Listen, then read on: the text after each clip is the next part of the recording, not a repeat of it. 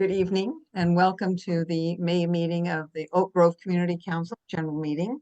We're pleased to have everyone here this night. Our usual procedure is to do some introductions. So I'm going to start with the board members who are present. My name is Valerie Chapman and I am the chair of the board. Mark? Hi, I'm Mark Elliott and I'm vice chair of the board, and I live off of Concord Road, just below McLaughlin. Oh, I forgot to say I live on Evergreen, a block from the trolley trail. Jane? Jane Civiletti. I'm the treasurer. I live on the intersection of Oak Grove Boulevard and Fair Oaks Ave. Joseph?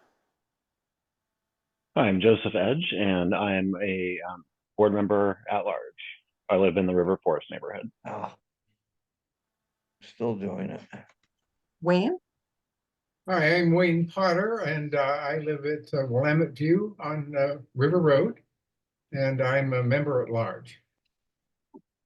I'd like to introduce any newcomers. So if you're new this evening, you've not been with us before, then we will invite you to introduce yourself and let us know approximately where you live. We don't need your street address, but what part of town are you in?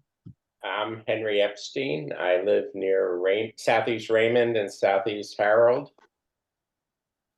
Welcome. Nice to have you with us. Are there any other newcomers tonight? Yes, I'm a newcomer. Okay, Jim. Yes, I live near Gordon Street or Road and Rothy Road in Milwaukee or Oak Grove.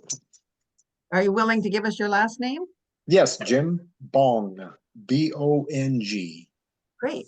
Welcome. Nice to have you. Any Hi, other newcomers? Hi, Julie. I'm Julia Visser, and I live on the corner of Rothy and Gordon. Welcome. Nice to have you tonight. Thank you. All right. Let's go through and introduce our other members and give us an idea where you live. Cindy? I'm Cindy Brown. I live at Rosevilla. Welcome. Pam?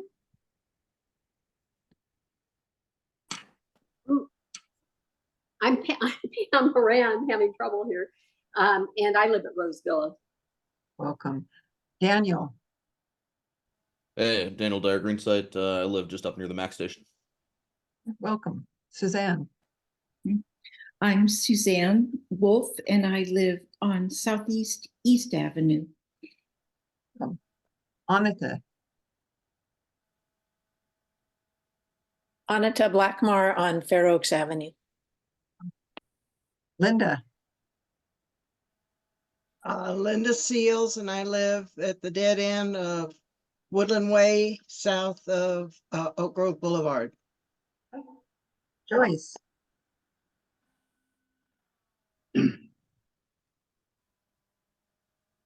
I'm going to take a knife. Hi, I'm Joyce Johnson, and I live near Putnam High School on Gordon. Welcome. Susan?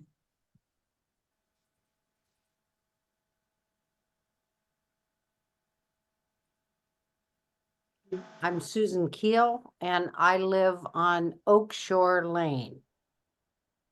Welcome. Tom? The Hammonds, I should say. Jolene and Tom Hammond on Viewcrest.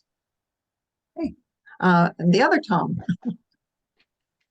Tom Hogan, and we live on Oatfield Road between Concord and Thiessen. So we're the house with the lamppost on Oatfield. Greg?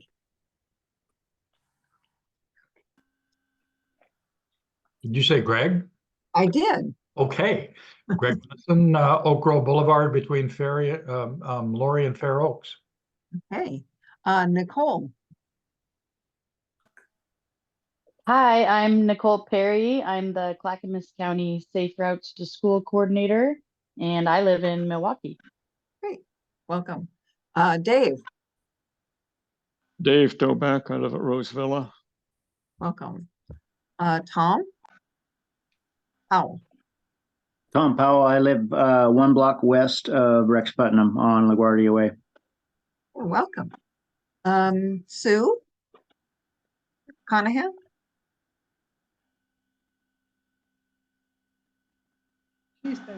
Conahan, corner of Parkview Circle and River Road. Okay, welcome. Thelma? Thelma Hagan Miller, live on Southeast Westview at the corner of Westview and Southview, south of Concord Road. Welcome. And Lauren, I'll have you introduce yourself when you're speaking. And did we miss anyone? Let's do some officer reports. Jane, do you have a treasurer's report for us? I do. The treasury is currently at $1,044.74. This was after 2 payments that we made. One of them, the membership had voted a $500 donation to the historic downtown Oak Grove group for the festival this summer. And the other payment was a refund or a reimbursement to Mark Elliott for new yard signs that we had printed. That was $265.26. We sent out the minutes, and so in lieu of having a secretary, that position is open on our board right now. Are there any updates, corrections, or adjustments to the minutes from last month? We sent them out twice. Okay. If there are no correction adjustments, then we'll have them stand approved as read. Okay. Well, we have a very full agenda tonight, so I think we should just get on with it so that we give everybody as much time as we can. And so I want to begin by welcoming Susan Keel, who's the chair of the Oak Lodge Water Services District Board, and we're pleased to have you to do an update. Thank you. As Valerie commented, we had 1 or 2 things you might be interested in, and I hope you've been reading your material. Last night, we had a board meeting at which we had a hearing on our budget that I might add Mark Elliott was part of because he was on our budget committee, but I thought had quite a solid budget process, given the year before had been a fairly difficult one. And for all of us, we didn't particularly enjoy the kind of increase that was required due to large numbers of capital projects that we needed to be moving onward with. This year, it's because of some arrangements that we have made for loans to get into larger capital projects and a $3 million grant that we received from the state to offset costs for the 3rd level of treatment at the treatment plant that we are required to do in order to meet our new permit.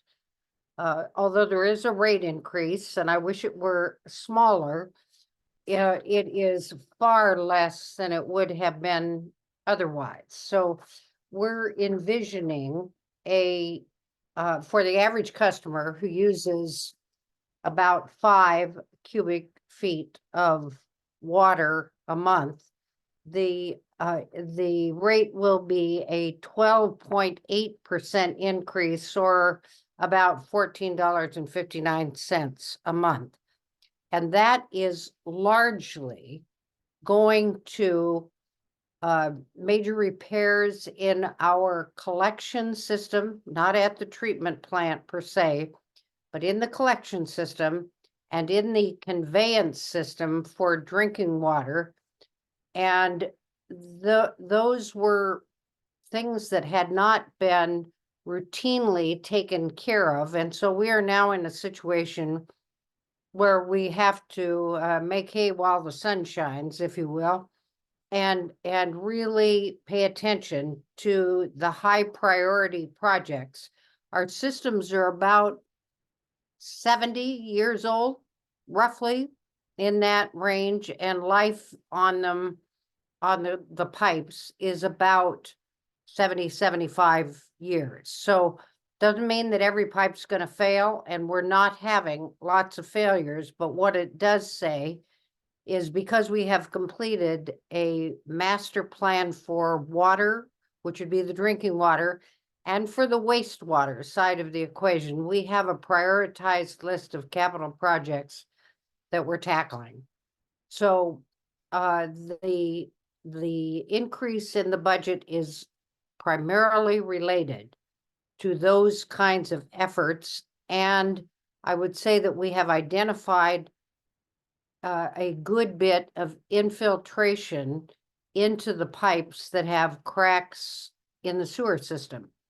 And what that translates into is more water being taken along with the sewage to the treatment plant, putting pressure not only on those pipes because of capacity issues, but also increased pumping from the pump stations and at the treatment plant. So we're going after that in a way that I believe is really smart, and I hope Mark can second me on this. We are looking at those pipes on the sewer side to ensure where the leakage is. That's what infiltration really is. It's going in from the groundwater primarily into those pipes and seeing where the greatest concentration of that is, and seeing if we can do something much less invasive and costly than replacing the large mains, that we will be able to line them or do other kinds of things that will take care of the problem. So that's largely what's related to the rates, and I'd be happy, rates and the budget. So I'm happy to take some questions on that. The other topic is really kind of unrelated, Valerie. So if there are questions, try me. If I haven't buried you in, some of this language already. So are there questions? Wayne has a question. Sure. Go ahead, Wayne. Sorry. I'm curious about how long will these projects take? We're seeing rate increases, but do we see something happening over 2 years, 3 years, 5 years? Actually, we have a really good district engineer who is, and we have other engineering help as well as contracts to do the work. And even on large projects, we're trying to not disrupt everyone's life for extended periods of time. So you'll begin to see improvements. Actually, if you're living close to where I am now, you're already seeing major work on the number 2 pump station that's on Oak Shore Lane. But we're systematically moving through the pump station. So depending on which project it is, there will be a period in time when we are disrupting things, and we're doing work up on Oatfield in the transmission system, and we're doing that in 3 segments. It's a 3-mile stretch, but we're doing it a mile at a time so that we can get in, get out, and move on. So you'll see, I think you'll see things in different places depending on the size of the project that we're working on, but we're really trying to get in and get out. And when the funding is available, some of that, like the grant funding from the state, won't be available until next year. But I'd say watch that newsletter, and even you can go to our website too, if you have some spare time to take a look, because we have updates on the capital projects on the website. Yeah, Thelma? Yeah, Susan, can you tell us about the change to monthly billing? Yes, you probably got you probably just got a postcard, didn't you? I did. I got one. And so in July, we're converting to monthly billing. And, the bill, frankly, I've been one of the advocates for that because the bill is large enough, no kidding now, that breaking it into monthly increments, I think makes it easier to budget and handle. So that's going to start in July. You know, we split the district into two groups for billing purposes. And so there will be a 1 month lag on that for some folks, but the billing starts in July on the monthly. Thank you. Mm-hmm. Other questions? So I had a clarification question. Was there Sure. another here?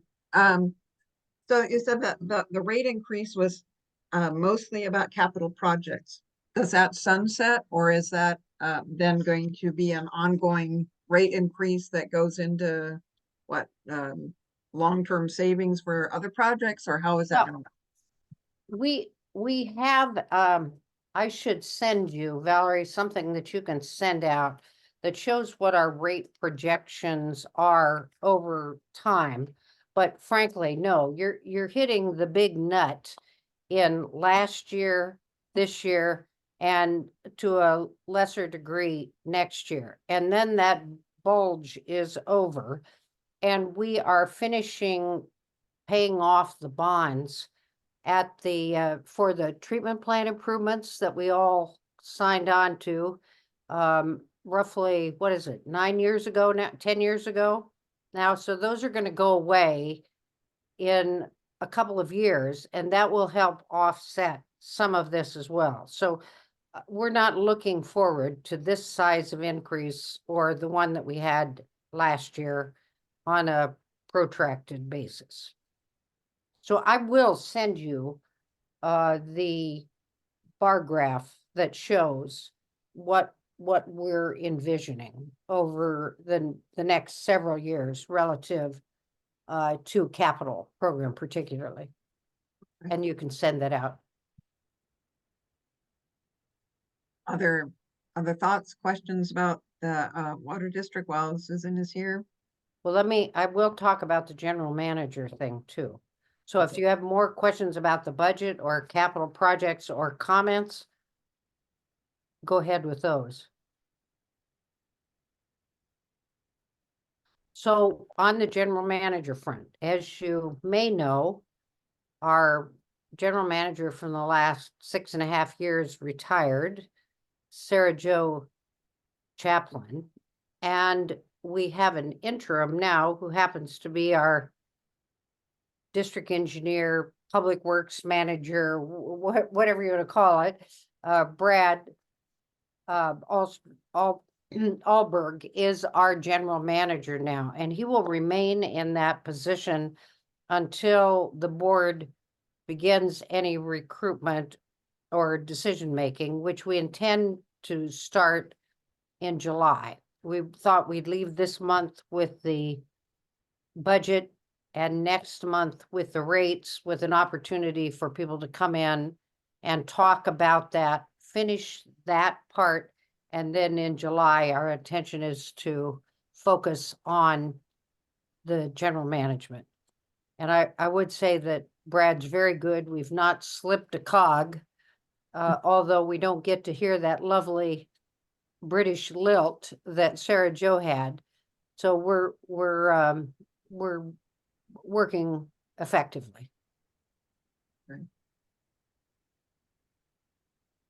Susan, while you're here too, is there another meeting that people can attend to respond to or are they both over input? No, that we have actually you should be getting a postcard too.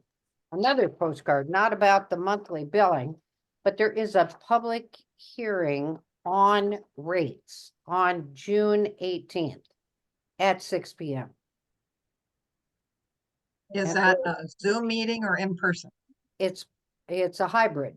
It's both. So love to have you come to the meeting. Frankly, we're right in your neighborhood, you know. So come up to the building, or you can send in comments, and this postcard, I believe, is arriving in this next week.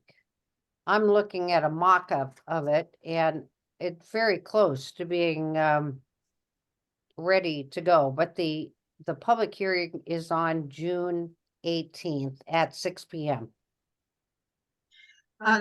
the other thing, I mean, because these are hefty rate increases, I mean, I think everybody's aware of that and the reasons why, but maybe to reiterate that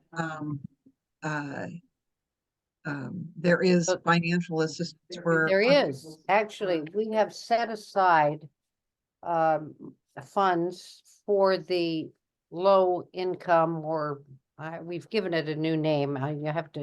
I'm sorry, I don't remember the new name, but the idea is that if you are lower income, you can get a deep discount on these rates. It's actually half of what the rest of us pay. And if you qualify, we'll get you signed up for that. So I would advise you to just call the main number and talk with the folks there who can talk to you about in customer service and talk about this.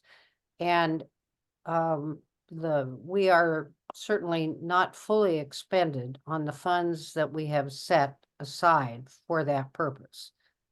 So please, if that is something you're interested in, at least ask the question.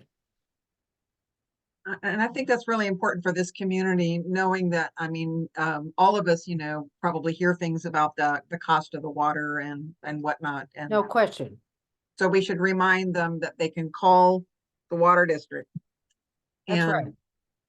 Yeah, and I mean, this is not a big deal, but it's important. If it's of help to you, please call up and find out what the qualifications are and if you fit in that category.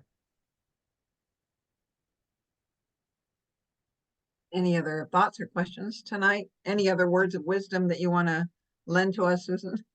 Well, I'd love to have more of you pay attention to us, frankly. I mean, Mark's up to his eyeballs in us, but and Thelma is pretty darn knowledgeable because she's been with us so long. But some of the rest of you really might be interested in what we're doing up there, because we're taking care of all of our business, and sewer and water is kind of important. So I'd love to have you come to meetings, and when we get a little bit of this capital improvement stuff underway, I think we can take a look back at the surface water kinds of things, and we're actually working better with the county than you might have thought. Maybe you don't know that we sometimes have little trouble between us on who's responsible for things, but I think we're working quite proactively on that now. And so there probably are some things you'd be interested in if you spend a little more time on us. So I'd encourage you to pay attention to what's on the website. Our meeting, aside from this one, of course, on the second Tuesday, we're on the second Tuesday now. We're going to move to the third Tuesday. This is important. I should have remembered this. And we're going to move to 4 o'clock in the afternoon. It will still be hybrid, but maybe a 4 o'clock in the afternoon might be a time that would fit in your schedule better. But I'd love to have some real citizens out there talking with us. And frankly, we bring you right into the conversation if you show up.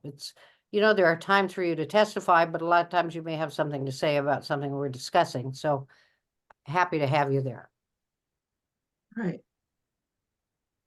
Well, thank you, Susan. I think that was very thorough. I'm really glad that you had the opportunity to join us tonight. Well, Valerie, the choir director, canceled choir practice tonight. So when I said I wasn't going to be there, he said, well, that's fine because I've canceled for tonight. So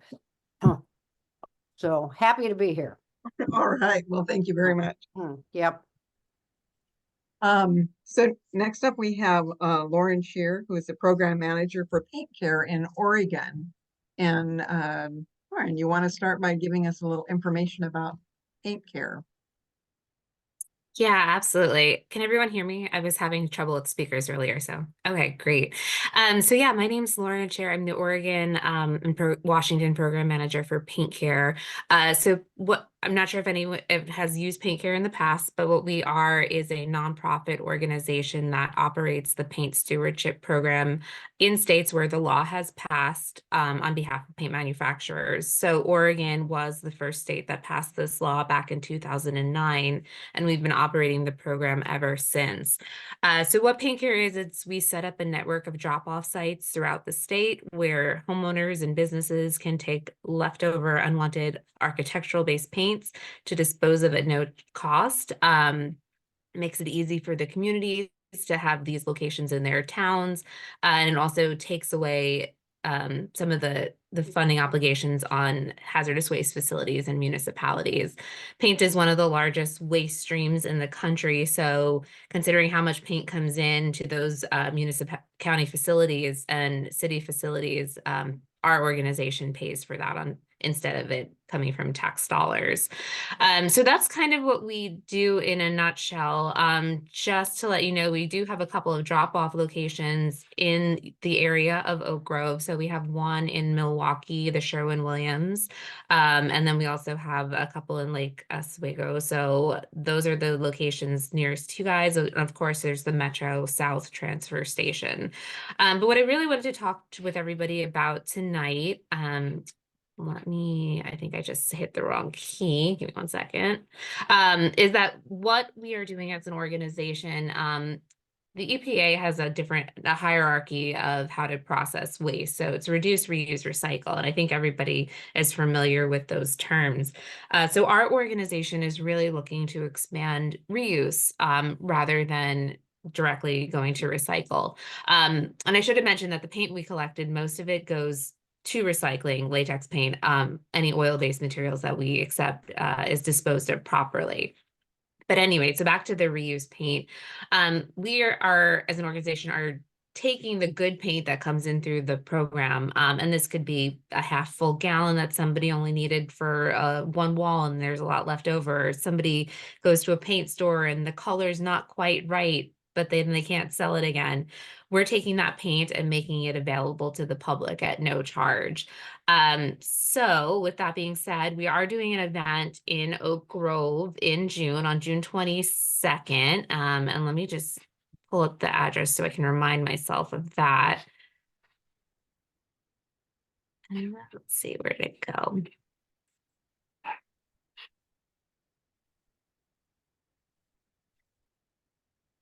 Oops. I don't use Zoom that often, so bear with me. I'm trying to put a link in the chat, so hopefully you can all download the flyer, and share it with your friends and family. So this event will be at the Oak Grove United Methodist Church on Rupert Drive, and that's June 22nd, from 9 a.m. to 1 p.m. And we'll be coming out with probably close to 15,000 gallons worth of paint. That's still really good condition that somebody else might find a benefit for. We actually had an event last weekend out in Cornelius, and we had 160 people come through, and they took away over 1,400 gallons of paint that could be better reused than serving another purpose. So yeah, I just wanted to take some time, introduce the organization and let you all know about the event. It's completely free. We just ask that if you do plan to attend, that you register via our link on Eventbrite. This helps us know how many people are coming so we can better plan for the day. And to take paint, all we need is a simple signature that you're taking it as is. And if it's something that you end up taking and you don't find a use for, you're welcome to bring it back to one of our drop-off sites. So yeah, that's kind of it. And what is the registration address? Do you have a flyer on your computer you could share screen with us, or are you? Yeah, let me see if I can do it. Sometimes Zoom is a little fickle. Let's see. Here it is. Let me see, share screen. It's screen sharing is disabled, but I put it in the chat. So if you can.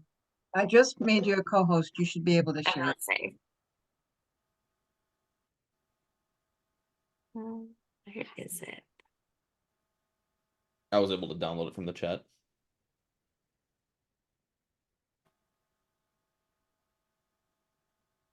Okay, can you see that? No, yeah, there it is. Okay, there it goes. Yeah, so the link would be right here. It takes you right to the Eventbrite. So you will have to register there. We do have an event on Facebook as well, but that's kind of just for sharing amongst community members.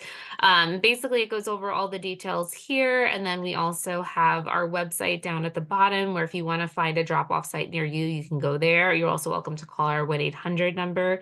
Yeah, and for the event, we're letting people take up to 15 gallons of free paint.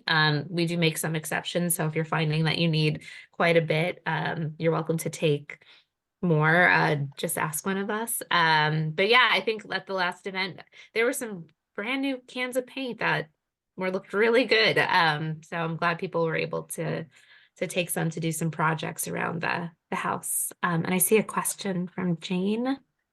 Yes, Lauren, so I had heard of this event and I guess I somehow heard wrong that it was a collection facility that was going to have, or you were going to set up at the United Methodist Church, but this is indeed a get the paint for free. Yes.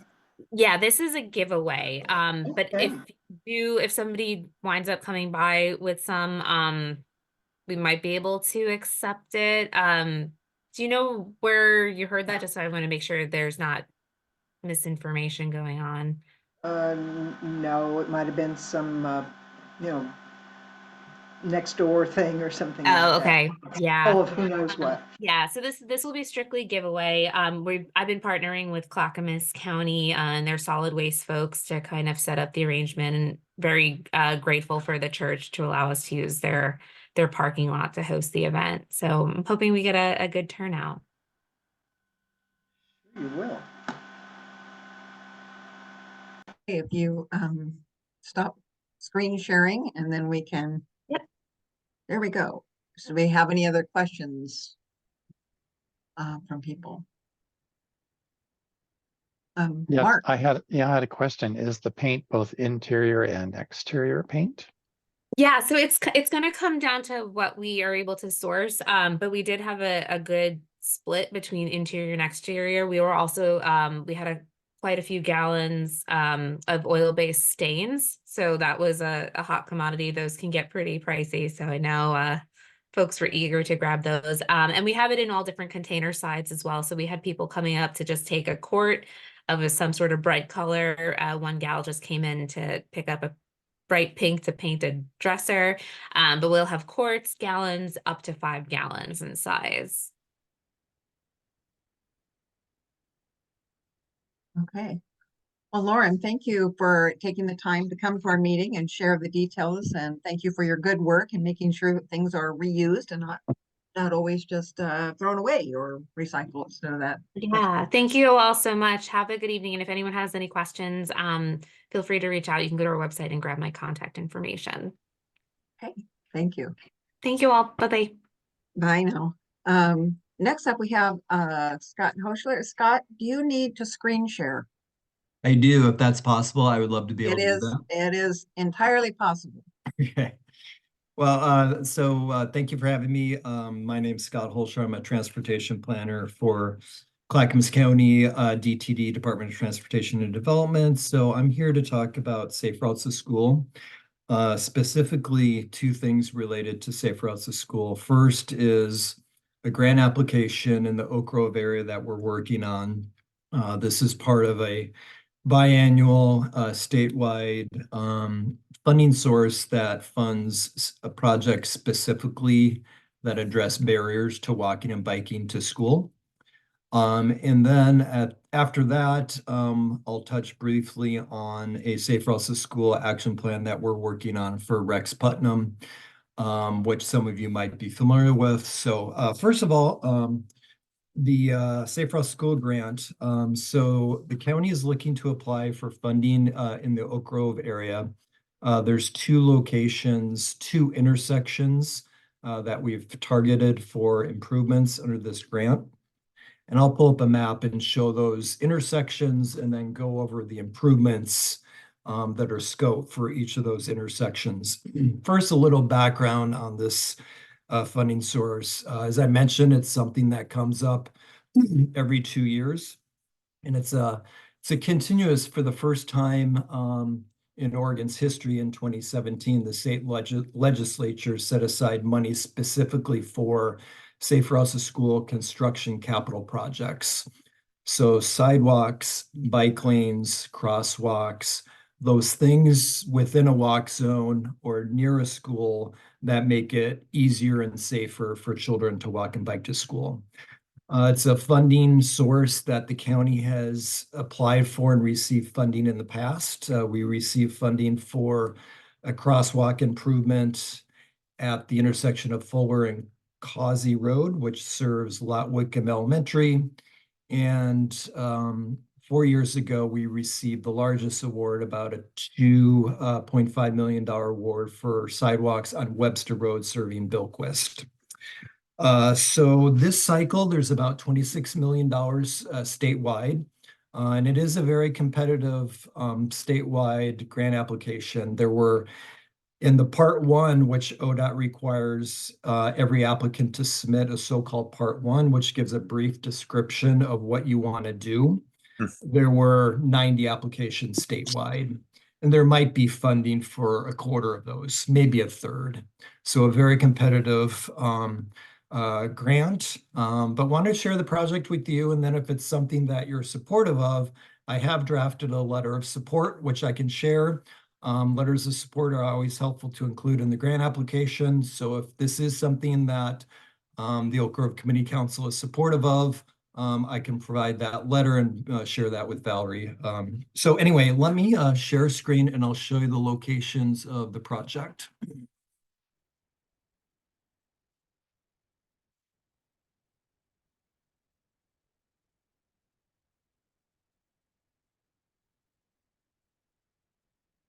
Okay, does everybody see a lovely map which shows the Oak Grove Elementary School and down to the New Urban High School?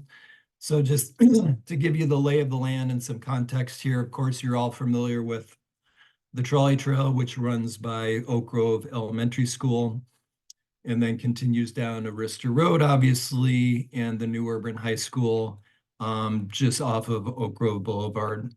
So the two locations that we've scoped and prepared for this grant application are first at the intersection of Courtney Avenue and River Road, right here. That location will get several things. It'll tie in, and first of all, the importance of that location is it'll tie into the Courtney Avenue Complete Streets project, which is essentially a reconstruction of Courtney Avenue between River Road and McLaughlin. And that was a different funding that the county received to do full sidewalks and buffered bike lanes and 2 crosswalks, one at the intersection of Linden and Courtney, and then an enhanced crosswalk with flashers, what we call our RFBs, rectangular rapid flashing beacons, at the intersection of Arista and Courtney. So the importance of this location is it ties into that project. The Courtney Avenue Complete Streets project stops short of River Road. And so we thought it was important to continue that with a marked crosswalk. So this location will get what we call continental striping, which are simply the white ladder striping marking a crosswalk, which aren't there currently. It'll also get ADA compliant curb ramps on the west side of River Road.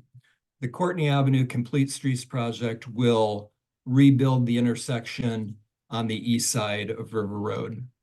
So this will complete that whole intersection with continental striping, ADA compliant curb ramps on the west side, new lighting on the west side to illuminate the intersection to make it safer and more visible when people are crossing the street, and also associated crosswalk signage, so such as crosswalk ahead signage, full crosswalk signage at that intersection. So that's element number one. Element number 2 is the intersection of Arista and Oak Grove Boulevard. So currently there is a crosswalk at that intersection. It has the so-called continental ladder striping. It has newish ADA intersections on the corners. What it doesn't have are those RRFB flashers. So this element would install RFB flashers that'll be kind of this new technology that we're installing on a project on Monroe Street and has also been installed recently on Johnson Creek Boulevard near Precision Castworks. What it is it's infrared video technology that when a pedestrian or cyclist is approaching the intersection, they're detected and then the flashers start flashing. So a pedestrian doesn't have to stop and push the button. They'll be detected by the infrared video. And I've got a short, I promise it's short, it's less than a minute, but I find it helpful visually and to see videos of these things. So it helps me to understand what's going to be installed. So I'd like to share that just briefly. I'm excited about it because the county hasn't done these before. So this intersection, I actually don't know where it is. I have no idea. But these are the flashers below the crosswalk sign. And you'll see in this corner of the picture, you'll see a pedestrian appear.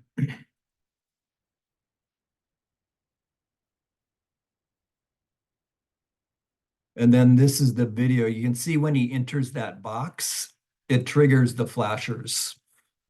And then the flashers start flashing. So that is what is proposed at the Arista Oak Grove intersection. So the total project cost is almost $900,000, so close to $1 million. These things aren't cheap. Let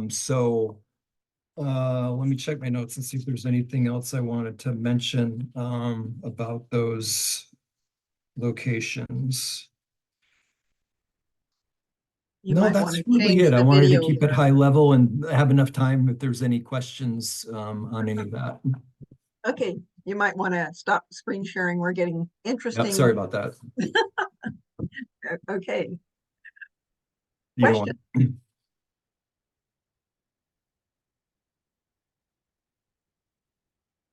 if you want, I can share the letter that I've drafted, or I could send it to Valerie. We do have time on this. This isn't due until July 31st. So if it's something the council wants to think about and discuss at the next meeting, that's certainly a possibility as well. Well, why don't we call for some comments from what are people thinking about these projects? There's being 2 of them. Anita, I see your hand up. Well, it sounds like a really cool thing, this infrared detection. I'm looking forward to that on Oak Grove Boulevard. When this topic's done, could you share just a little or tell us a little bit more about what I think they're called shared streets that might be considered in our Oak Grove area? But after we're done with this specific thing that you just reported on. Sure, happy to talk about shared streets. There's several proposed in the Oak Grove area, and also happy to come back and talk about that. Do you have a specific question now about shared streets? Well, I live on a street that I think might be a good one to be officially a shared street, because personally, I love that it doesn't have a sidewalk and doesn't have bike lanes and doesn't have much traffic, and it has a nice character as far as I'm concerned, and a safe feel as far as I'm concerned about just being for everybody. But I like that idea. Isn't it like 20 is plenty or something on a shared street? And there's some kind of signage to warn everybody that you should expect people walking their dogs and bikes and cars to share it, something like that. Yeah, that's right. It's the idea is to look at local streets that are opportunities to lower the speed limit to 20 miles an hour. Even maybe 15 in the future. You know, we're starting at that 20 miles an hour. And then also looking at associated improvements that make the street calmer, that slow traffic, that make it safer for pedestrians and bicyclists to be in the street and share the roadway, you know, all users sharing the roadway in a calmer environment. So you might have little speed bumps associated with a shared street. You might have signage, you know, maybe has a family icon on it, like, you know, family-friendly street, slow down. So signage, there's a whole bunch of different signage that could be installed, pavement markings on the street itself, mini traffic circles. So there's a whole bunch of stuff in the toolbox. And I think last time I was here, maybe a few months ago, we talked as part of the walk bike plan, we talked about a draft map of shared streets, and I'm happy to share that with the Oak Grove Community Council if you're interested in seeing that. We're still working through the final stages of that project, and there's several shared streets in the Oak Grove area. Thank you. Why don't we make sure that let's think about these two crosswalks that were presented to us. One at Arista and Oak Grove Boulevard, and one at Courtney and River Road. Is there anyone that has questions or concerns about either one of those that they would like to bring up? And if not, is there okay, Susan, go ahead. Yeah, I have a question. How's it gonna work with the signal that's in there at Courtney now? The overhead flasher? It's now a stop. It's a full stop, a four-way stop. Yeah, Susan, that's why that's not getting any flasher. That's only getting lighting, the continental pavement marking for the crosswalk. So it's not getting any of those, what we call those RFBs on the side of the road, because there is a four-way stop there. So we don't put those sort of flashers at a four-way stop. We're still going to keep that. There's that overhead, I think it's still there, the overhead red flashing light above the road. But it won't get those so-called flashers for crosswalks. Does that make sense? Yep. Yes, I thought it was a little overkill if you had both going. Yeah, sorry if I went through that quick, but yeah, it would just be the ADA ramps on the west side, lighting, so like just overhead street light, and then the pavement marking, and then other static signage, so not the flashing signage. Joyce, I see your hand up. No, it was not up. Okay, Linda. On the these improved crosswalks, are there going to be cameras to capture those drivers who do not observe them and obey them? No, because that's an entirely separate endeavor and a separate project. It's something we could certainly look at, and we don't have a program that such as Portland that has video detection of people that, you know, run through a red light, that sort of thing. So those are very expensive to install and maintain and administer a program like that. And at this point, the county doesn't have funds or a program that would look at that.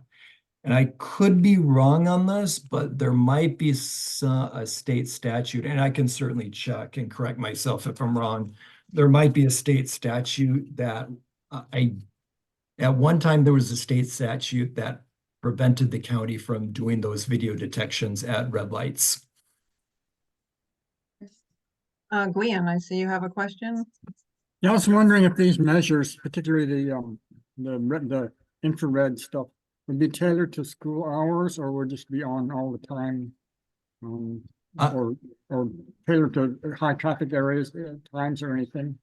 I'm sorry, I missed, I didn't hear that. I'm sorry. Would the particular, I'm thinking of the infrared thing and the flashers, would that be just tailored to school hours or high traffic hours, or would that be on like in the middle of the night and stuff It's a too? great question. We can program it. We'll have to scope that. I don't know because this is a new technology. It's a great question. I can follow up on that. I honestly don't know the answer to that.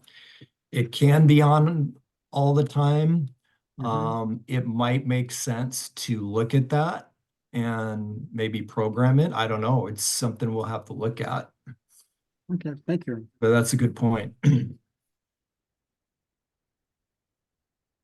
Hi, Thelma.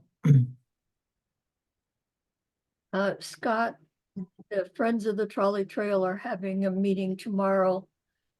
And we can bring up a letter of support for the grant. That'd be But great. I need the information. I can send it to you tomorrow. Okay. That'd be great. Thank you.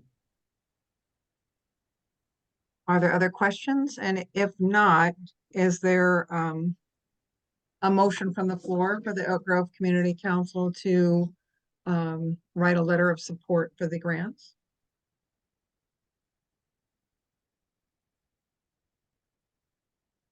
Suzanne?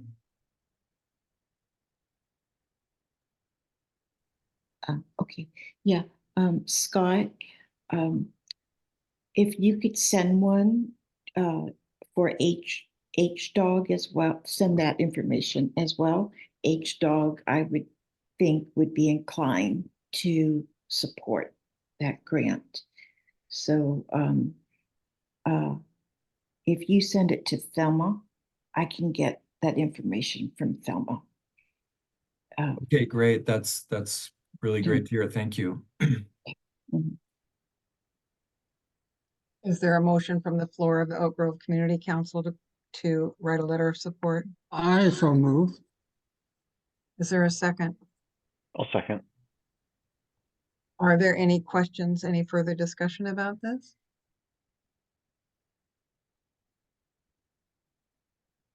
We can take a vote. Is there anyone that would is not in favor of writing a letter of support? Voting members? Any abstentions? Then it looks like it passes unanimously. We will get that done. Scott, if you send me some a template or something of that nature, then we'll get a letter of support from the community council. Great. Thank you so much. I'll send you what I've drafted and feel free to modify as you see fit. If you tweak it, that's totally fine. Thank you so much. So I know I've gone over my 15 minutes, but I'll just briefly mention the because I know some of you might have an interest in the status of the action plan, Safe Routes to School action plan for Rex Putnam High School. And, the project that we've talked about here tonight, serving Oak Grove Elementary, that came out of one of these Safe Routes to School action plans. So these action plans set the table to get future funding for these sidewalks, crosswalks, flashers, this sort of stuff. So it is important to have a plan in place. The plan doesn't provide the funding for the improvements contained therein. It just identifies what's needed around these schools to improve the safety and accessibility for children to walk and bike to school. But it's an important step to be able to set the table to get funding such as what we did for the Oak Grove Elementary School. So with the Rex Putnam plan, we have a draft plan, and we did a walk around with the community back on a cold but sunny day in, I believe it was January. And so we're happy to share that with you. And the document itself includes, a list of projects around Rex Putnam, and it includes a map showing where those projects are. And it also includes other things from a safe routes to school standpoint, such as, you know, walk and roll days, other supportive things that the community, the school community might want to do to support walking and biking to school. So it is a draft and would welcome, you know, your comments and feedback, and happy to answer any questions on that, or I could just share it with you, Val. Not sure the best way to go about that. I don't see Nicole. I was gonna call on her, see if is she still here? Oh, she is. Yes, she is. Did you Hi, want I'm to add here. anything to that? Yes. Yeah, we'd like to share it and then get feedback from you all. And just want to let you know that in both of these instances of these projects, we've been engaged with Oak Grove Elementary and Rex Putnam High School to get school information and input as well. So would you be willing to come back and share that safe route to school information around the Rex Putnam with us? Perhaps next month even? Yeah, I mean, I'm happy to do that. And we can share the table of projects and show the map. Maybe we'll have some more videos to look at, who knows? But yeah, we can certainly do that. Okay, why don't we plan on that? Because I know that there's a lot of people that have been pretty concerned about safe routes to schools and the area around Rex Putnam, but we have a very packed agenda tonight. Joyce, take your question and then we'll move on. So I thought that a document was going to be shared with us so that I could share it with neighbors who are interested, who are here tonight and have come to listen. So I thought that that was going to be shared.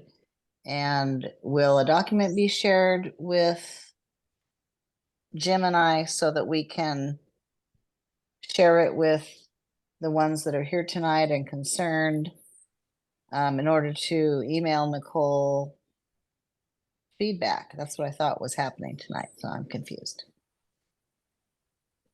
Well, yeah, we can certainly, we only had a limited time, like Val mentioned, it was a pretty full agenda. So we did want to make sure we covered the grant, but we're happy to send out the draft document, which we have in draft form now, and it's ready to send out.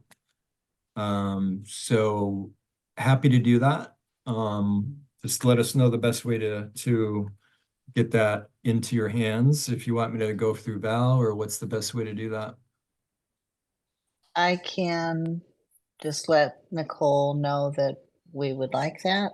And she already sent me one, but there was going to be other things or comments sent to Jim and I regarding the questions we had and concerns, and just trying to be more clear about the whole process. And I'm starting to feel like I understand a little bit more about the whole process, especially with the Oak Grove project. And we would like to be able to comment and have our questions answered about the draft plan, and how can we have input about what might be, and just ask questions that we have. That sounds good. I mean, if between Nicole and you, Scott, that you can get the information to Joyce, because I know she's been working with a group of people that are right around Rex Putnam, and I think that's really important. I also think it's important for us to do it at the Oak Grove Community Council, because that will gather in more people and give more input. And my understanding of that project is that there's plenty of time between the next couple of months for feedback, that it's not going to solidify very quickly. Am I correct? I think that's very true.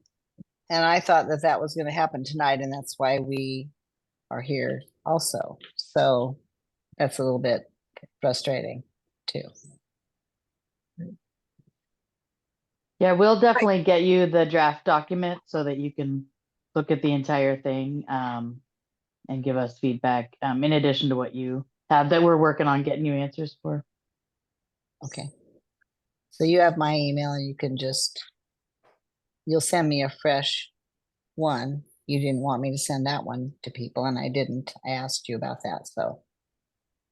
Oh yeah, that was one little table in the document. So after this meeting, tomorrow we'll get you the draft of the entire thing and you can share it with everybody and then we'll go from there. Okay, thank you.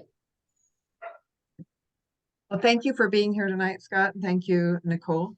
We're at time, and I know that there's always been lots of questions about street crossings and safe school routes, and so we'll stay in touch. Thank you very much. All right, thanks, everyone. Thank you.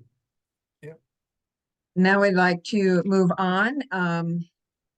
Erin, do you need to share screen? I do. If you want to see the cool visuals that we've prepared for you all this evening, it looks like I'm good to go. Yes, you are now. Excellent. All righty. Are you all seeing happy children running through fields of grass? And Erin, do you want to Yes. introduce yourself, you and Summer, a little bit? Since it's been a little while? Yes, absolutely. Thank you, Valerie. Hi, everyone. I'm Erin Riom. I'm a principal planner with North Clackamas Parks and Recreation District, and I am the project lead for our system plan effort. We came and presented to you all back in March, I believe it was. So thank you for having us back again this evening. And Summer, do you want to do a quick intro? Yeah. Hi, everyone. My name is Summer Cook, and I'm a community engagement intern here at North Clackamas Parks and Rec. And I am a support on the system plan project. So it's Erin and I doing the thing. A key support, critical support element on the project, as a matter of fact. Yeah, so thank you all for having us back again this evening. We wanted to give you just a very quick update on the project status, kind of where we're at, and how we've progressed since we presented to you all back in March. And then we have a very critical ask of you all that's really important to our community engagement process. So I'm going to have Summer kick us off. Cool. So yeah, we can move on to the next slide. I'm just going to give a really quick overview of a couple of the things that you all have heard in the past, and then also kind of where we're at in the engagement process and where we're headed. We wanted to show the district boundaries again, just so folks can be reminded of where they are, because it's very confusing. And we often get questions about where our boundaries are at, since Clackamas County is so large, but our district is a small portion of that. So we include all of the city of Milwaukee, as well as a large portion of unincorporated Clackamas County. And we're bound by the Willamette River on the west and the Clackamas River on the south. So just a reminder on what a system plan is. It's essentially a 20-year guide that helps us use our limited budget and resources and figure out where to direct those resources based on what community residents tell us is important. If any of you were at our last presentation, you've seen this graphic before as well. It's our little timeline, and where we're at right now is in phase 2 of the project. We're establishing community priorities. And at this point in our engagement process, we have made a lot of initial connections with community groups and leaders like yourselves. We've organized a series of 8 focus groups, and we're also in the process of assessing current demographic and facility conditions across the district, and just kind of getting prepared for a spring and summer season of a lot of events that Erin and I will be attending. So if you're out and about, you will likely see us. And we're going to show a slide that gives kind of an overview of where you can find us later in the presentation. But our main focus of the moment and through the end of July is getting the word out about 2 surveys that we're doing. One is a statistically valid survey, which was sent through the mail via postcards in early May. And that's just a random sampling of homes. And then another one, which is an open online survey, and it's live as of last week. That one is open to residents of the district, as well as any and all users of our parks and facilities. And again, we'll talk a little bit more about this later in the presentation and give you information on how and where you can take the survey and distribute it to your communities. But ultimately, all of these efforts will inform the plan we develop. And moving on to focus group meetings, just kind of wanted to give a really quick overview of one of the last stages in the process that we completed.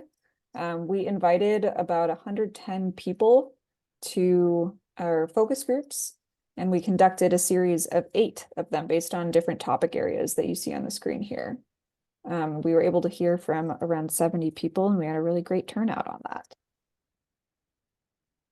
Some themes that are kind of gathered into a nice little word cloud here from our focus groups, where we heard a lot about people loving the aquatic park, people really wanting hiking and loving the hiking that we have in the district already. We heard a lot about things like pickleball and other different types of activities and programming that folks want to see in the district. We also heard a lot about kind of how our communications are best conducted, additional language translation that's needed.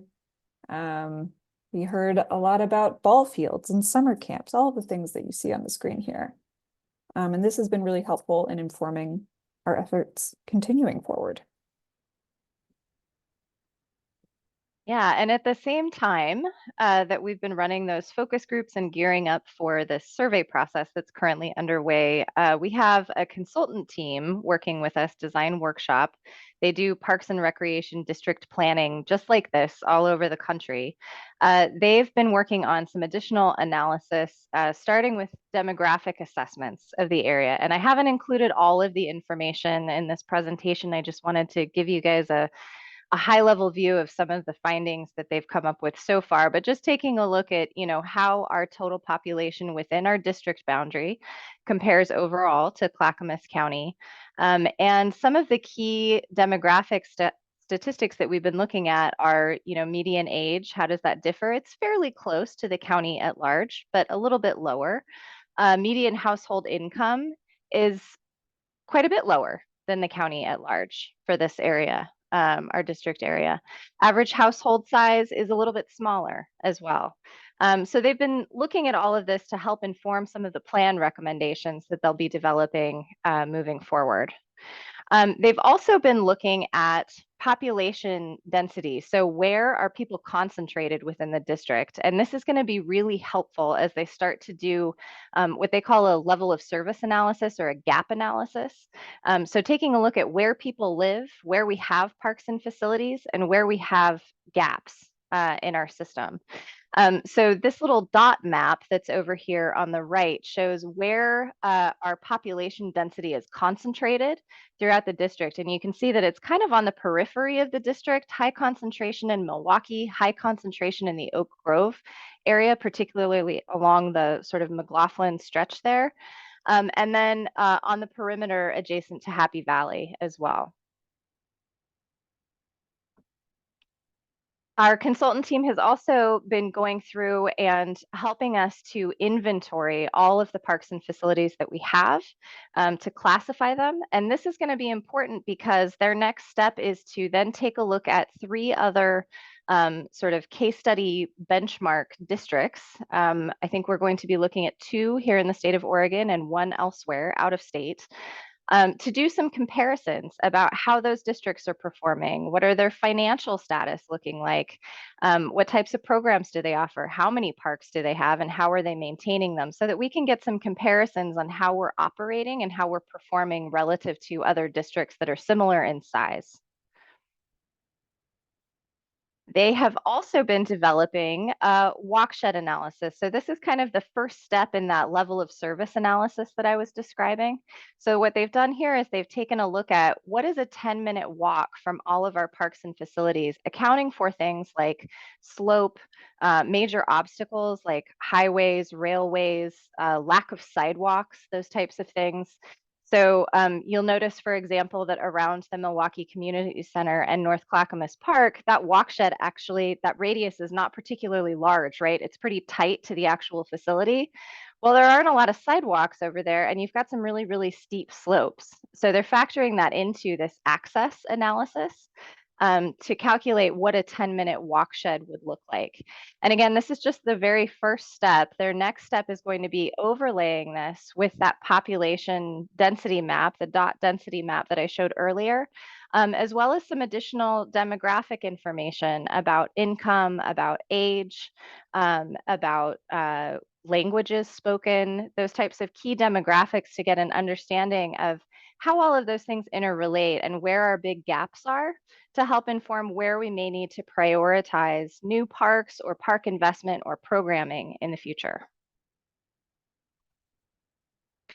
So again, next steps for our consultant team, they're going to be developing that level of service gap analysis. They're going to be developing that benchmarking with other similar districts in other locations. And then also doing a condition and quality assessment. So we've gone through and we've inventoried how many trash cans do we have in each of the parks, how many water fountains, how many restrooms, all of those details we've been going through and gathering as staff. We're also going to be tasking our community navigators, and there are actually 2 community navigators among you this evening, who are going to be going out to a set of about 20 different parks and facilities and helping us to evaluate what does the experience of those places feel like?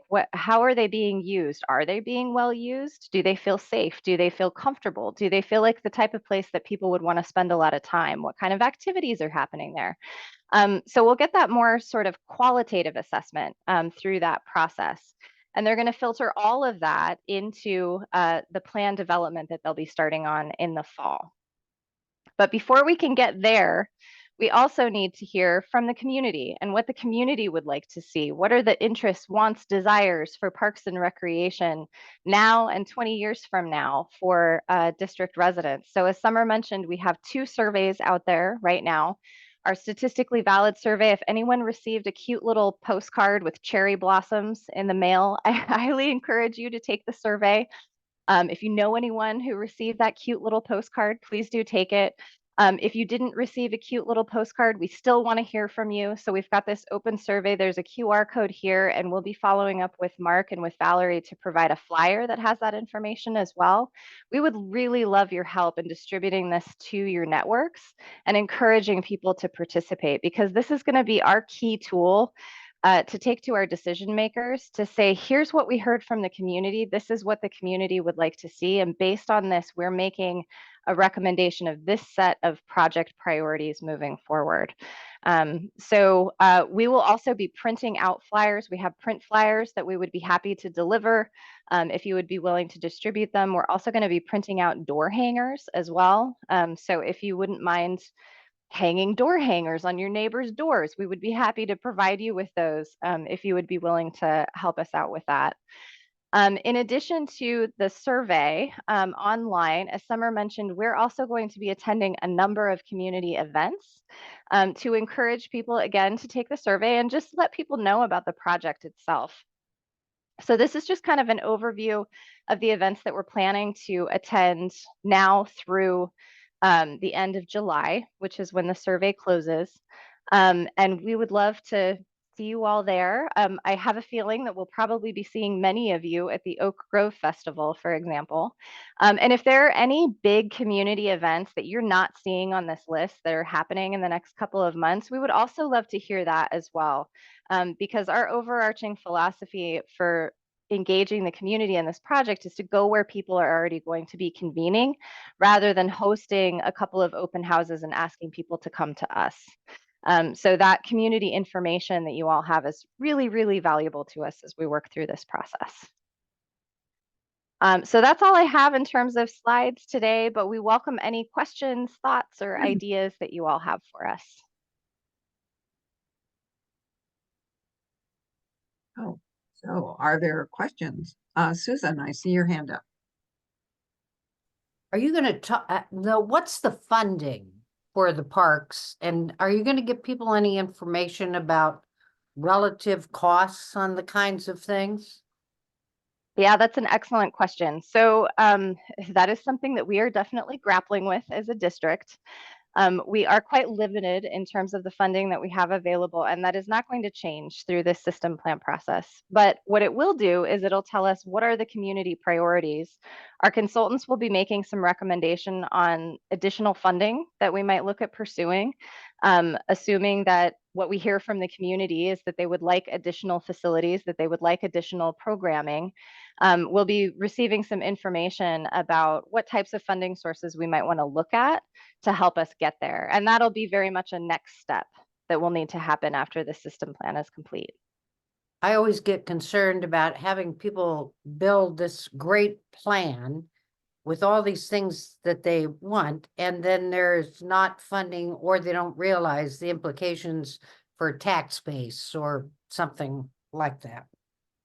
Yeah, it's an excellent point. And as we're presenting this out, and in fact, in the materials that we presented to this group back in March, we are stressing that this plan is not going to change the funding that we have available. So either it will help us reprioritize where funding is allocated, or the recommendations from our consultant team may inform additional funding that we might look at, different funding mechanisms that we might pursue to increase the funding if we're not able to sort of reprioritize within the funding that's available today. Are there other questions for Aaron or Summer while they're here this evening? I want to thank you, Aaron and Summer, both of you, for coming and keeping us updated, and a lot of good work. So there's a lot going on. So look forward to seeing how the system plan comes out. So thank you very much. Thank you so much for the time. We really appreciate, I know it's a very packed agenda that you all have this evening, so we really appreciate you carving out some time for us. Well, one last thing. If it's not a secret, do you want to tell us who the two navigators are in our midst? If we had more time, I might make you guess. One of them just waved. So Anita and Mark are our two community navigators from this group. Okay, well, we do have some newcomers tonight, so I just wanted to make sure we made that really clear that we have members here. Thank you again. Thank you. Thanks, right. everyone. Appreciate your time. See you at the festival. Indeed. Joseph, do we have any LUART that you would like to mention tonight? No, actually, no. It's been very slow, and I just wanted to comment on that really quickly because it might not feel like it's been slow with the kind of some of the activity that you might have seen around, and it just serves as a good opportunity to remind that the land use permitting process is very early in the permits, in the construction, process, and so, or the development process. So oftentimes when we see things, it can be years before anything changes on the ground. And so a lot of basically all of the construction that you're seeing around, there's a new Chipotle and a new Chase Bank, up at Concord and McLaughlin, for instance. We reviewed those several years ago when the land use reviews came through. It just takes time for these things to work through the process. And so although it may feel like there's an amount of land use activity around, and there is development activity around, it's already beyond the land use review stage, and so it's not really coming through us for any kinds of reviews. That's why I keep saying it's slow, even though you might feel differently about what you might see on the ground. So just keep that in mind. And also some of the laws changed recently with respect to middle housing. And so a lot of there are some housing developments that you might see going in that also will not go through a land use review. Those can go in some cases straight to a building permit review. And so again, that's something that is post land use review, and so won't come through us for comments from the county. So just keep that in mind. You're welcome to send questions to contact@oakgrovecpo.org anytime if you have questions about anything you see happening. I'm happy to look through my memory and any documents that we might have in archive and see if we've commented on things. I'm happy to share details about that with you if you have any questions about anything you see happening.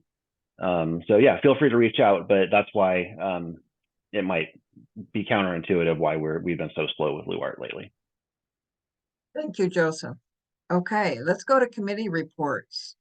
Greg, do you have a CERT report tonight?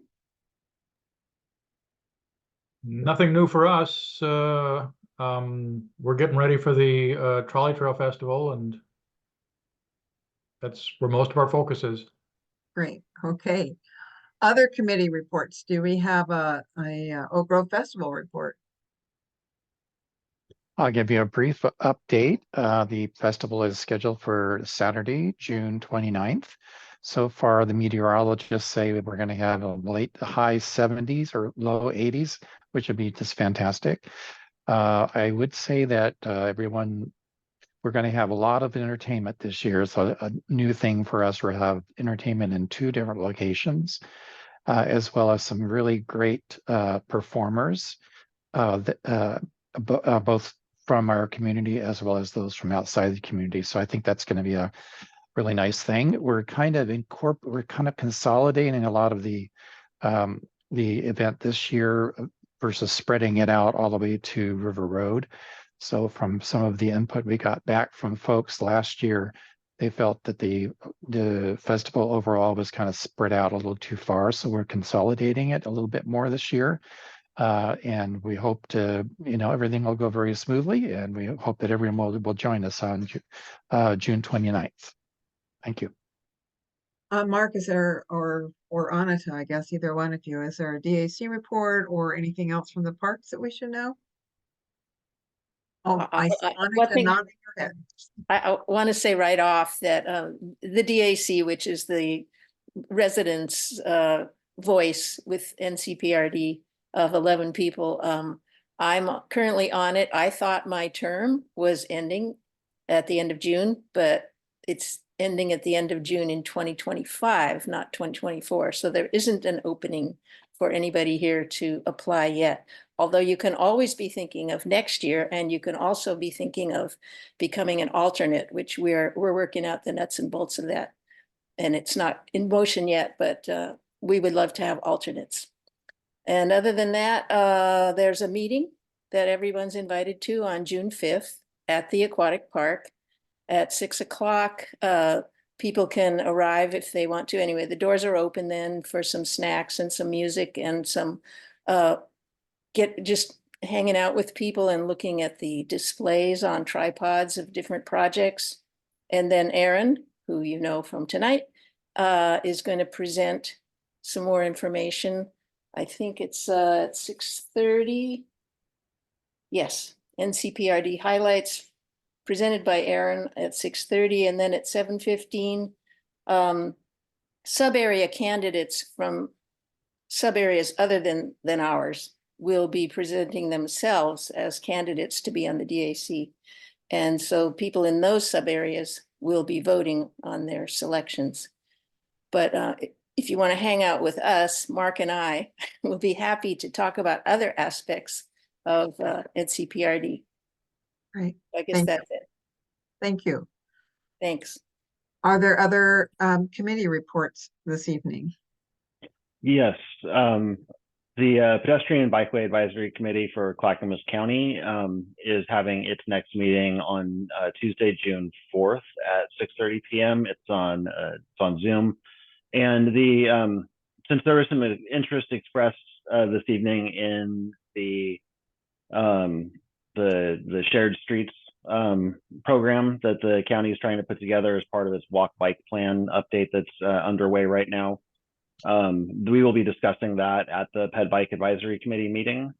So if anyone's interested, feel free to attend, join that meeting by Zoom and listen in on the discussion and, add your comments if you'd like. Joseph, how do they find that link? It's in What is that? Joseph, it's in the CIA newsletter. There you go. Okay, if you went to the website, what would you be looking for? The Clackamas County Pedestrian Bikeway Advisory Committee is the, and then they post the meeting links and agendas to that website. And so your best bet is to Google that, and you'll find it there. Great, thank you. Joyce, Sorry, what's the date on that again? The bike ped Tuesday, June meeting? 4th, at what Tuesday, time? June 4th. 6:30 p.m. Okay, thank you. Are there other? Thelma, Yes, the Friends of, excuse me, the Friends of the Trolley Trail are having a meeting tomorrow night. Tomorrow afternoon, not evening, at 1 o'clock at the house at Springfield Family Park. The discussion will be centering about this silent speed on that's affecting the safety on the trolley trail and what we can do about it. The Parks District has found a grant, evidently, from what I'm hearing, a grant to put some signs along the trail, and we're going to be looking at those signs tomorrow. thank you. But no tripwires for the really fast speeding. No, okay. All right, it was just a joke. Thank you. Anita, is it your Yeah, hand? just a little thing about that, what I heard was that the grant will be for a sort of, well, maybe universal isn't the right word, but for signage that will go on a lot of trails, not just the trolley trails, so that it'll be consistent from trail to trail. I think that's what I heard. So what I understand is that there is no Parks District in the state of Oregon that has a speed limit or anything addressing speed on the trails. And this will be a first. And maybe for newcomers or people that know that, but one of the reasons for that is because there's no way to enforce it.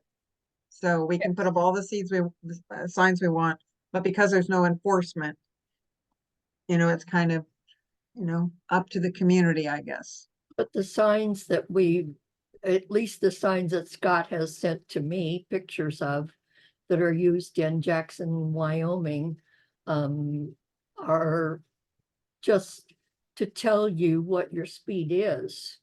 If you're on an e-bike, not necessarily enforcing it, but reminding you that, here's a speed we'd like to see you safely at, and here's your speed. And that's for cyclists? It's for cyclists with e-bikes. It's the Okay. e-bikes that are causing the issue. Okay. I kind of like Daniel's suggestion that we should put signs up, say enforced by radar, see if that helps you.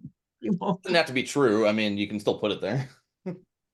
Well, yeah, it's sort of like having a video, one of those cameras pointed, whether or not it's connected, it might slow people down a little bit. So. Well, I just answered an email this afternoon from a fellow who's on the Friends of the Trolley Trail, and he uses the trolley trail to get to work in downtown Portland. And he believes that signage, nice signage, asking you to be nice on your electric bike, and pay attention to what is going on. He does not want us to ban e-bikes on the trail, and there's no talk of doing that. We're just talking about signs that will tell you what your speed is and hopefully establish a suggested speed for the trail. Good. We'll be the first in the state if we do that. Thanks, Thelma. Thanks for your work on that. I think it's really important. It is a problem and it is very important. Craig, do you have any updates about the other crossing that we've been trying to support?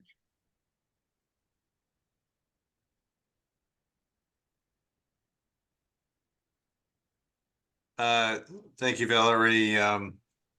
I don't. I have been communicating with the county about once every month, asking for an update. And I thought about asking Scott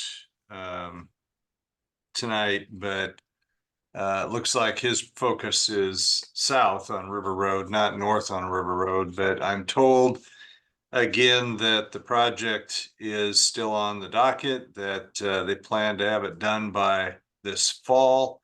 and that they have some equipment ordered and some equipment is back ordered. So it's kind of the same comment I get every month now.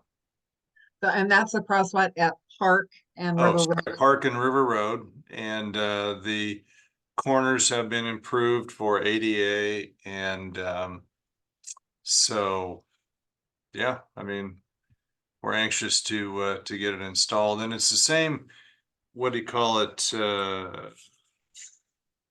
RFB flashing. It's the same type of device that's down in front of Rose Villa, so that's what they've agreed to install. So Well, we're looking forward to that because we know that's a heavily used crosswalk. yep, As it people is. cross over and head down to the MAX station. And Yep, I know. I hear about it all the time from our residents, and I try and convey that to the county, and I get a consistent message every month. So maybe we should stage something like we should put some, you know, like the old school where the parents or whatever would be out with the flag. actually, Have we something talked. tricky on the sign, something like "Help us, Clackamas County." You know. Well, yeah, we talked about actually taking some employees and residents and having crosswalk hours where we put vests on and flags and go out there and stop traffic just to try and make a difference. So yeah. Or to make a point. Right. So that a difference can be made. Yes. Right. Okay. Thanks, Greg. Thank you, Are Val. there any other committee reports tonight? If not, are there comments or public input that any ideas or thoughts that people have?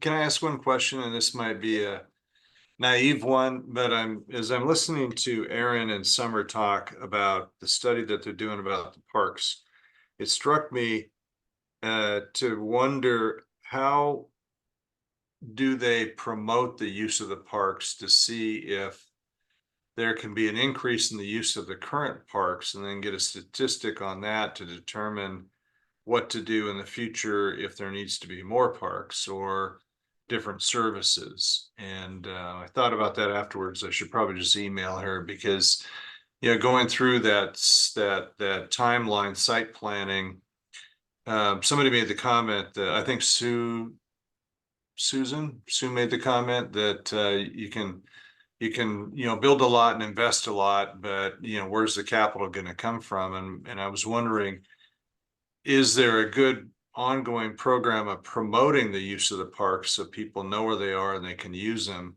to see if the usage rate goes up, and then from that point you determine what your future needs are? So I'm just curious about that.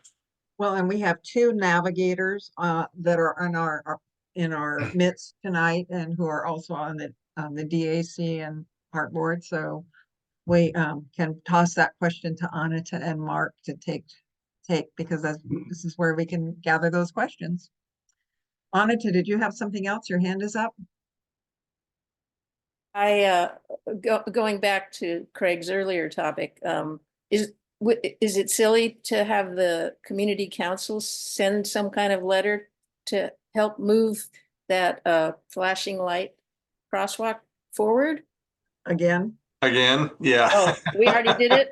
We had, yes. Again. Yeah, I again. have a lot of residents that are willing to in the dark of the night go out there and paint stripes and do about anything. And I know several of them do get on kind of an emailing to the county to let them know the concerns that we have for that whole area, because you've got several apartment complexes, people moving that way. You've got Roseville, you've got Willamette View, you've got all the folks in the neighborhood that are moving up and down Park Avenue. I mean, there's, I know. I'm gonna say probably over 1,000 people in a very close proximity that not everybody uses it, but a lot of people do. And you have kids going up and down the street, school crossings, everything, and it should be nice to get that done. So, Joseph, do you have any insights about it? How to push it faster forward? I do. Oh, Thelma? Our most effective method has been to gather those people that are believers in the project and take them to a county commission meeting, public meeting, and have them speak. That's your most effective method of getting what you want. That's what we did with the trolley trail. That's what we've done with the library. That's what we've done with a whole lot of other things where we wanted action. You go to the top. The county commissioners are the ones in charge. So that's my best suggestion. And All right, it's a, thank you. it's a good one. Craig, I understand you might have some buses even at Willamette View. And there might be some of us willing to go if you think of a time. Yeah. Okay. I'll work on that. Thank you. Joyce, I see your hand.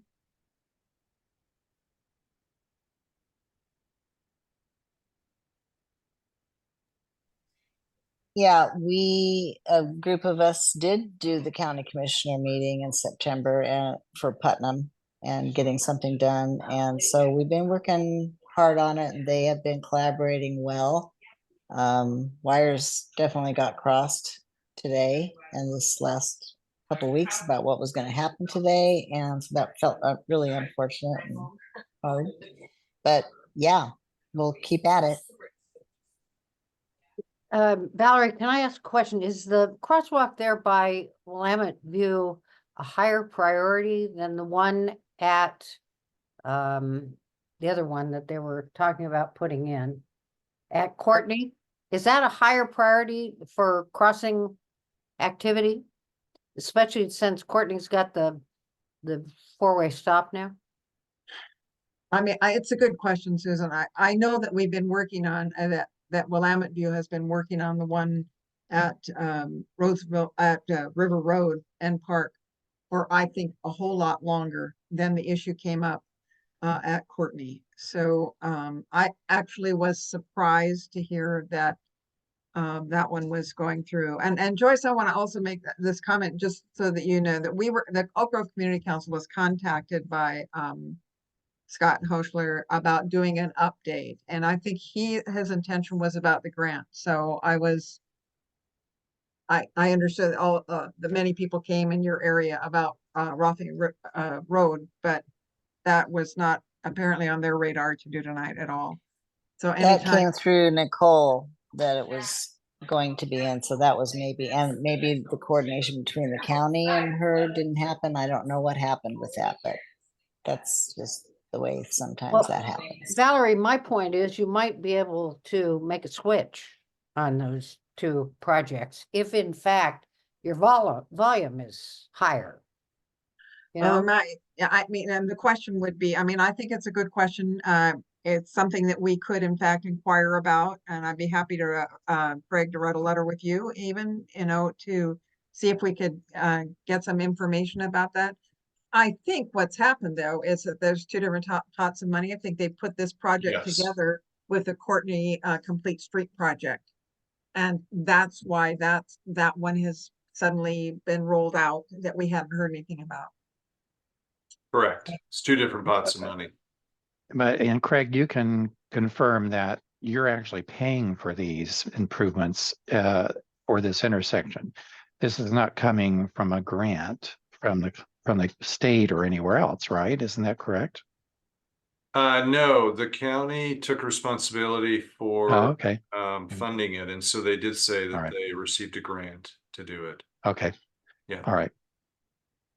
Thanks. And if I could, Craig, I wanted to say thank you for your question about the parks, and wanted to just say that what I do know about the systems plan is that a very complete assessment's being made of the use of each of the parks and how it's being used, and also to give recommendations on how those parks could be improved to meet the needs of the folks that live near them.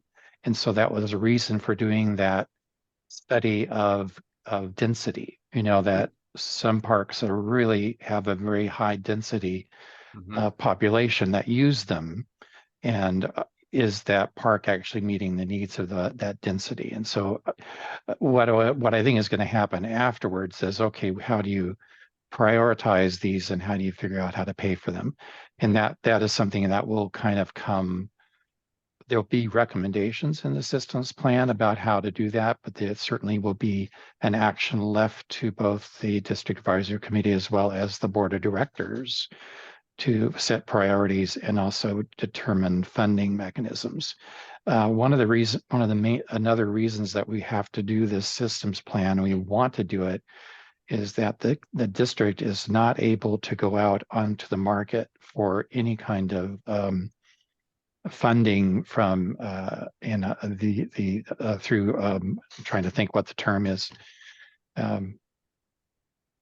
bond issues. So, getting bond money without a current systems plan in place that's been approved by the board of directors. Right. And right now our plan is over 20 years old and it cannot be used for that purpose. So we aren't even able to go out onto the market for any kind of funding mechanism through any kind of bonds because we don't have this plan in place. And so that's another very important part of why this needs to be done. All right, we're coming close to the time that we want to adjourn. Are there any other announcements tonight that we'd like to make? The Oak Grove Community Council will have space at the Oak Grove Festival, and we will be filling out slots of time. And we'd love to have people that want to come and join some of the board members that will also be there during that day at our booth. So be thinking about that, please. You may contact us anytime if you're interested in being there, but we will know at our next meeting, which is on June 26th. That will be a few days before the Oak Grove Festival. So if we have any open slots, we will still be gathering and there will be time to get you in, be it, even if it's just for an hour to come and join with people. Craig? Quick question. Mark, are you the contact again this year for a booth at the festival? Didn't you do that last year? Yes, I am. And I've been in contact with the folks at Willamette View for your sponsorship and your booth. Yeah. Okay, good. Thank you. All right, Anita? Yeah, just going back to NCPRD, the Parks District. On the website is a page called the events page, and it's good to go there every once in a while. It shows what meetings are happening, but also what volunteer events are happening, as well as performances and other cool things. So I just recommend that you go to ncprd.com once in a while to the events page. And on this coming Saturday, there's a volunteer event in Jennings Lodge at the Boardman Wetlands. And it's a good way to get to know your park from the ground up or the water up or something. And we did one at the end of April at Rivervilla Park, and it was fabulous. We all worked in one spot together instead of spreading out doing different parts. And so there were all kinds of social things happening that were really fun, as well as getting rid of a lot of ivy. So it's a nice way to get to know your park, is to actually get down in the dirt. Okay, thank you, Anita. Our next general meeting will be June the 26th. And again, that will be 3 days before the Oak Grove Festival. We hope you have on your calendar. Our board meeting will be on June 3rd. And with that, I believe it is time to adjourn.